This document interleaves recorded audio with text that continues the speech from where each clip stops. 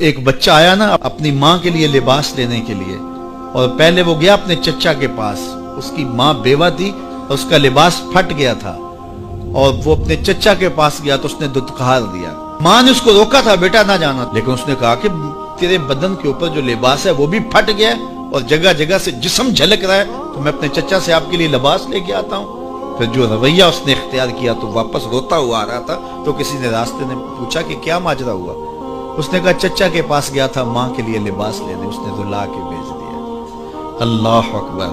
تو اس نے کہا کہ جا سین حرم میں محمد نام کا ایک شخص بیٹھا ہوا ہے، اگر تو اپنا دکھڑا اس کے سامنے پیش کرے تو وہ امید ہے تمہیں رد نہیں کریں گے، لیکن سن لے ان کا دین کوئی اور ہے۔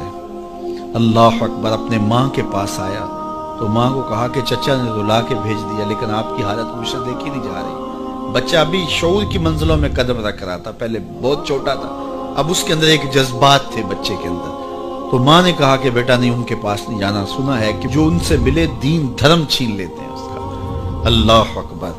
تو حضور علیہ السلام کے پاس جانے سے ماں روکنے لگی، لیکن بچے نے کہا کہ امی میں پکا رہوں گا، بتوں کا وفادار رہوں گا، تم اس ٹینشن کو، اس پریشانی کو چھوڑ دو۔ اور حضور کی خدمت میں حاضر ہوا۔ حضور صحن حرم میں چادر اوڑے بیٹھے ہوئے تھے، اور جا کے کہنے لگا میں پہلے بات آپ سے کر لیتا ہوں، آپ کا دین میں نے قبول نہیں کرنا۔ حضور مسکرا کے بولے بیٹا بتاؤ کس لیے آئے ہو؟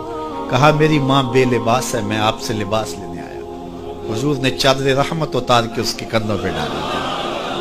اللہ اکبر۔ وہ واپس آ گیا اور ماں پر حضور کی چادر اڑائی۔ اللہ اکبر۔ اور ماں نے کہا کہ بیٹے اس نے اپنا دین تو نہیں تجھے دیا؟ کہا نہ، میں نے پہلے کہہ دیا تھا تیرے دین نہیں مانوں گا۔ ماں کہنے لگی پتر اس کا دین ماننا چاہیے، یہ جس نے رحمت کی چادر ہمارے سر پہ تار دی۔ اللہ اکبر۔ تیری تک کے ادامہ میں مرید ہو گئے۔ اس بوڑھی عورت کا قصہ بھی آپ نہیں بھول سکتے، جو گھر کا سامان باندھ کے اپنے دروازے پہ بیٹھی ہوئی تھی، اور اس نے سنا تھا مکے میں ایک جادوگر آیا ہے جسے ملتا ہے اس کا دین چھین لیتا ہے، کہیں ایسا نہ ہو کہ کہیں اس سے ملاقات ہو جائے اور وہ دین ہی میرا چھین لے، مجھے شہر چھوڑ دینا چاہیے۔ گھر کے تھڑے کے اوپر سامان باندھ کے بیٹھی ہے۔ حضور بھی گزرے، اس نے دیکھا تو کہا بھتیجے یہ سامان میرے سر پہ رکھ دے۔ حضور نے سامان اٹھایا، دیکھا تو بوجھل تھا، وزنی تھا، اور بڑھیا کو دیکھا تو کمزور تھی۔ تو کہا کہ بڑھیا اگر چاہو تو جہاں چاہتی ہو میں خود نہ چھوڑا۔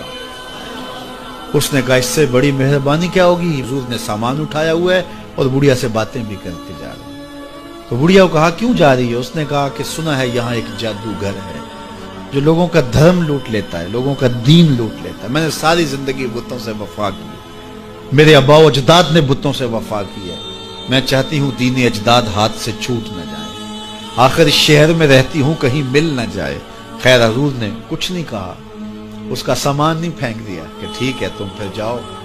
سامان اس کا اٹھایا اور جہاں تک اس نے جانا تھا سامان پہنچایا، سامان سپرد کر کے واپس پلٹنے لگے۔ تو اس نے کہا بچے اپنا نام تو بتا دے، لوگ کہیں گے کہ مکہ چھوڑ آئی ہو تو بتاؤں گی ایک جادوگر کے دکھ سے چھوڑ آئی ہوں، تو وہ کتنا برا بھلا کہیں گے شہر مکہ کو کہ جس مکہ سے لوگ نقل مکانی کرنے پہ مجبور ہو گئے۔ تو میں انہیں یہ بھی بتاؤں گی کہ جس مکے میں جادوگر رہتا ہے اتنا اچھا نوجوان بھی رہتا ہے، تو تیرا نام لیا کروں گی، تیرے قصیدے پڑھا کروں گی۔ تو حضور علیہ السلام مسکرا پڑے، کہا بڑھیا جس جادوگر سے بھاگ کے آئی ہے وہ تیرے سامنے کھڑا ہے۔ اس نے کہا سچ سے آپ ہی محمد ہیں؟ حضور نے فرمایا نام میرا یہی ہے۔ تو اس نے کہا پھر آپ کا جادو میرے پہ چل گیا ہے۔ اللہ اکبر۔ تیری تک کے ادامہ میں مرید ہو گئے، لوگوں کی خدمت کریں، بوڑھوں کے کام آئیں، دکھیوں کے کام آئیں، مصیبت زدہ کے کام آئیں۔ حضور یتیم ہو کے یتیم پرور تھے، لاچاروں کی مدد کرتے، لوگوں کے گھروں میں پانی بھر کے دے دیتے، اور دکھیوں کے کام آ جاتے اور مصیبت زدوں کے کام آ جاتے۔ تو حضور سے پیار کرنے والوں، امت میں آپس میں حسد نہ پھیلاؤ، بغض نہ کرو، نفرتوں کے پہاڑ کھڑے نہ کرو، ایک دوسرے سے پیار کرو، جڑو، امت وحدہ بنے، اور اپنے ماحول کو، اپنی معاشرت کو ایک خوبصورت معاشرت کا رنگ دو، اور اپنی زندگی کو حضور کے نام کر دو۔